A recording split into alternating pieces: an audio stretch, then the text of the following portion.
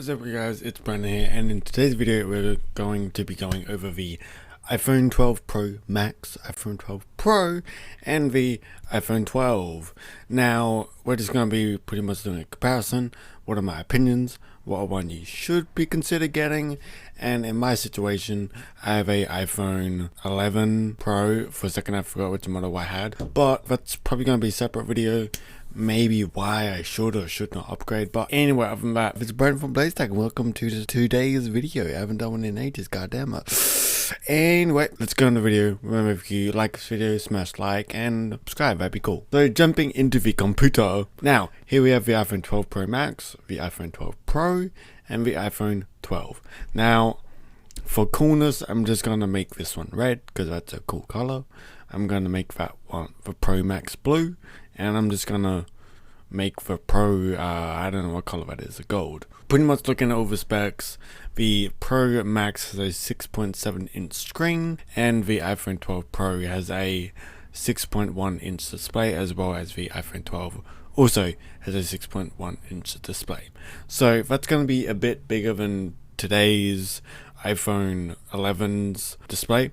It's a bit bigger. I think it's about 0.2 inches bigger. I'm not exactly sure. I'll throw it up on the screen or whatever. These all support 5G, which is cool. This iPhone 11 unfortunately only has 4G, but I haven't even got 5G in my city, so I don't really care. If I could use 5G, I would, but I don't.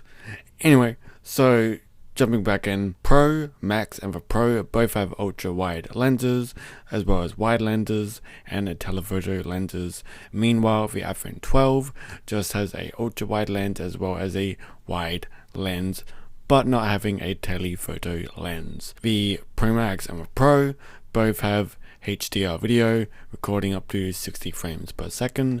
Meanwhile, the Dolby Vision HDR video records at 30 frames per second on the iPhone 12. Optical range, there's something in my throat. The iPhone 12 Pro Max has a 5 times optical zoom range, the iPhone 12 Pro has a 4 times optical zoom range, and the iPhone 12 has a 2 times optical zoom range. The iPhone 12 Pro Max and the iPhone 12 Pro, they both come with the faster autofocus in low light and the next AR level of experience. Meanwhile, the iPhone 12 does not have this. So pretty much, if you don't know what that is, it's pretty much where you just get better shots in low light situations. If you're in a dark room or it's nighttime or something like that, you're just going to be getting better shots and better images. The iPhone 12 Pro Max, the iPhone 12 Pro, and the iPhone all come from the A14 Bionic chip. Meanwhile, the 11 series all came with a A13 chip, so you're going one chip higher, which is always good, because, you know, progress, pretty much. So, jumping down to the battery life, the iPhone 12 Pro Max has a 20-hour playback of a video, the iPhone Pro has 17 hours of playback video, and the iPhone 12 has 17 hours of playback video. All come with Face ID. We know this, it's an Apple thing, it's standard, nothing special. If you come down to the, I guess, security features, pretty much don't drop it, otherwise you might break it, because I don't trust them. So anyway, they both have a somatic shield front, they both have 4 times a better drop performance, and they have aero grade aluminum casing. So both, actually not both, all three come with water resistant in water up to 6 meters for up to 30 minutes, which is cool. But you know what, I'm never gonna go swimming because I can't swim. I can't even doggy paddle. So they all come with a MagSafe compatibility, wireless charging. If I'm going to get the MagSafe feature, I have no idea. Why? Because I honestly don't like using wireless charging, and I just stick this into my cable that you get with a phone because it's pretty much faster. But some people like wireless charging. You know, I might give MagSafe a shot. I might try wireless charging again, but at this current moment in time, pretty slow, and I really don't enjoy it. I'm just probably going to stick with a block on the cable and stick to the old-fashioned way. So capacity wise, the iPhone 12 Pro Max and the iPhone 12 both have 128, 256 and 512GB capacities. Meanwhile, the iPhone 12 goes from 64 to 128 to maximum 256 gigabytes of storage. I got a 256 gigabyte version, I believe. I might have a 128. I just buy more iCloud storage, to be honest, because most of my storage is just photos and stuff. It's not really that important. I just back my stuff up on the cloud. I personally think it's cheaper, but you do you, my friend. So as for displays, they both have a Super Retina XDR display, and the Pro Max is 6.7 inch OLED screen, iPhone 12 Pro 6.1 inch, as well as the iPhone 12 6.1 inch. Both have OLED displays, HDR on all of them, and the resolution on the iPhone 12 Pro Max is 2778 by 1284, and it's at 458 pixels per inch. Meanwhile, the iPhone 12 Pro is at 2532 by 1170, running at 460 pixels per inch. iPhone 12 is running at the exact same as the iPhone 12 Pro. So as for display wise, the iPhone 12 Pro Max is a bit better when it comes to resolution as well as pixels per inches. Now all three of them come with a 2:1 contrast ratio, so as it says, typical. All of them come with True Tone display. All of them also come with wide color display. All come with haptic touch. What's that thing that they had with the iPhone XS's 3D haptic touch feedback? That was cool, but I don't miss it. I got to use that on my ex-girlfriend's phone because she had one of them, and it was cool. You know, you had to like press it and like you could feel it and like it'd pop up, for example, if you're trying to get into the camera or something. That was a cool feature, but unfortunately I only got to use it one time. But for what it is at the time, it was cool. But I'm sure people will get used to the fact that 3D haptic touch will not be a thing again, and people will just get used to it. The iPhone 12 Pro Max and the Pro version both come with a 800 nits maximum brightness. Meanwhile, the iPhone 12 only comes with a 625 nit brightness max. So all of them regarding the HDR comes with 1200 max brightness. So as for size and weight, it's a phone. It's typical what it is really. So nothing too special. And as for the camera features, I'm not much of a video camera person, but some people like this stuff.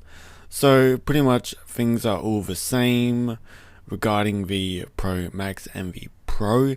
However, there are a few more features that are additional or a little bit better on the Pro Max compared to the Pro. So those things would be just the telephoto aperture. As you can see on the iPhone 12 Pro Max, you have a 2.2% aperture. Don't ask me what this means because I'm not a camera guy. And the aperture on the iPhone Pro is just 2.0 instead of 2.2. So another thing, the iPhone 12 Pro Max has a 2.5 times optical zoom rate.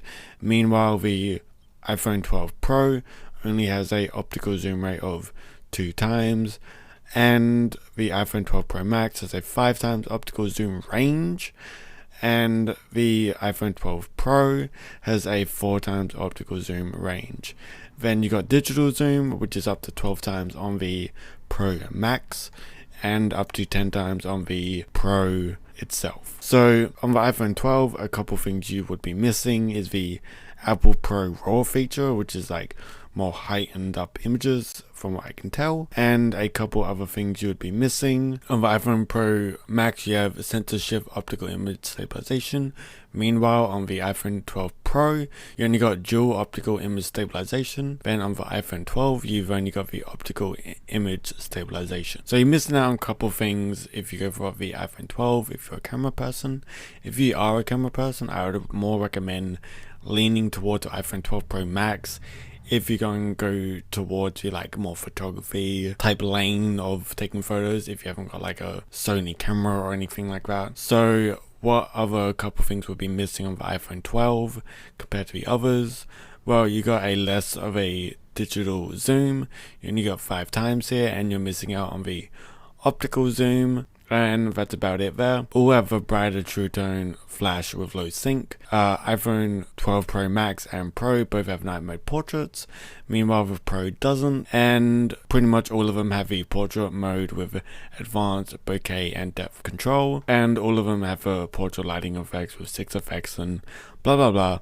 Then all of them have a smart HDR3 for photos. So as for recording capabilities, as for recording 4K, all of them can do pretty much the same, which is record 4K at 24 FPS, 30 FPS or 60 FPS. All can do 1080p video in 30 FPS or 60 FPS. All have HDR Dolby Vision up to 60 FPS. All of them have extended dynamic range for videos up to 60 FPS. All of them, the Pro and the standard 12 just have the optical image stabilization for video, as well as the Pro Max comes with a little bit extra. It comes with sensor shift optical image stabilization for the video. Coming down here, we just ran through that, so I'm not going to go through that, but it's pretty much what I just said just before. So it both has audio zoom features, both have quick time take videos. All of them have slow motion 1080p up to 120 or 240 FPS. All of them have time lapse, night mode time lapses. All of them have time lapse with video stabilization, and all of them have stereo recording. So as for the front camera, everything is pretty much the same regarding true depth, 12 megapixel 2.2 aperture, retina flash, smart HDR, portrait. Is there anything else that's different? Not that I can see by glance. Pretty much the front camera is the same on all of them. So if you just like taking selfies, the 12 compared to the 12 Pro Max for selfies, it'll be the same. But when you flip it to the rear, it'll be different. So that's pretty much how that is. And then you got all these. They can do 5G, they have wireless, they have Bluetooth 5.0. That's pretty much all you need. It is built-in GPS, NFC, Wi-Fi calling, good old Face ID, Apple Pay video calling, audio playback, and typical Siri, and video playback up to 20 hours on the Pro Max, 17 hours on the Pro and the 12, and video playback on the Pro Max 12 hours, Pro 11, 12, 11, up to audio playback 80 hours on the Pro Max, 65 and 65 on the Pro as well as the 12. Fast charge cable. All of them have up to 50% charge within 30 minutes with a 20-watt adapter or higher, and unfortunately it's sold separately. Kind of a bummer, Apple, but it is what it is. Unfortunately, if they don't include earphones, you guys should really include earphones with a hell expensive phone. Like Samsung does it, Google does it, Sony does it, everyone does it. Just include earphones. I don't like buying earphones that aren't coming with my phone. It's selfish. Your phone's already hell expensive, so just include earphones next time, please. So you got standard sensors and all that, and you got SIM card connector, and that's pretty much all of that. Am I going to be getting the 12 Pro Max, Pro or 12? Right now I can't tell because honestly I have not got that much money. I honestly want to get it just to show you guys a comparison between the 11 Pro and 11 12 Pro, because this is the 11 Pro here. I want to get the 12 Pro and do a speed comparison and all of that.